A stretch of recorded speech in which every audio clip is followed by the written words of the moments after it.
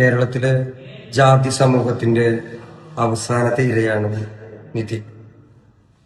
കേരളത്തിലെ പൊതുവിടങ്ങളിലെ വിദ്യാഭ്യാസ സ്ഥാപനങ്ങളിലെ ജാതിയാണ് പഠിക്കണം എന്ന ആഗ്രഹത്തോടു കൂടി വന്ന ആ പയ്യനെ കൊന്നുകളഞ്ഞു.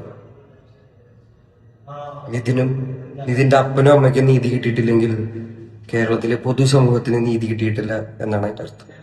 റാഷി ടോക്സ് വേടൻ പറയുന്നത് നിങ്ങൾ കേട്ടില്ലേ? ആ പിതാവിൻ്റെയും മാതാവിൻ്റെയും കണ്ണീരിന് എന്ത് വിലയാണ് നമ്മുടെ ഈ നാട് കൊടുക്കുന്നത്? ഈ വിലയില്ലാത്ത സമൂഹം ജാതിയെക്കുറിച്ചും മതത്തെക്കുറിച്ചും ഇപ്പോഴും പറയുന്നു.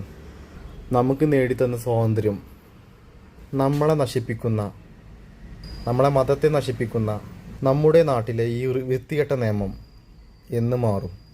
മരിച്ചവൻ്റെ പേരിൽ കേസ്. അവൻ ഓൺലൈൻ സംബന്ധമായൊരു ലോൺ എടുത്തു, അതും ടീച്ചറിനെ അനാവശ്യങ്ങൾ വിളിച്ചു.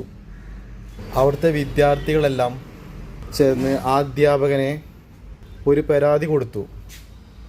പക്ഷേ അങ്ങനെ ഒരു പരാതി അവിടെ കിട്ടിയിട്ടില്ല, ഫയൽ ചെയ്തിട്ടില്ല എന്ന് അയാൾ പറയുന്നു. പണത്തിൻ്റെ പവറിൽ നമ്മുടെ സ്വാതന്ത്ര്യം, നമുക്കുള്ള നീതി എല്ലാം കയ്യേറിപ്പോകുന്നു. വിദ്യാർത്ഥികളും സമൂഹവും ഒറ്റക്കെട്ടായിട്ടില്ലെങ്കിൽ ഇനി നമ്മൾക്ക് പുറത്തിറങ്ങാൻ പോലും ഇനിയൊരു സ്വാതന്ത്ര്യം ഉണ്ടാവില്ല എന്നാണ് ഞാൻ പറഞ്ഞു വരുന്നത്. അപ്പം അടുത്ത നല്ലൊരു വീഡിയോ വരുന്നവരെ ചെറിയൊരു ബ്രേക്ക്.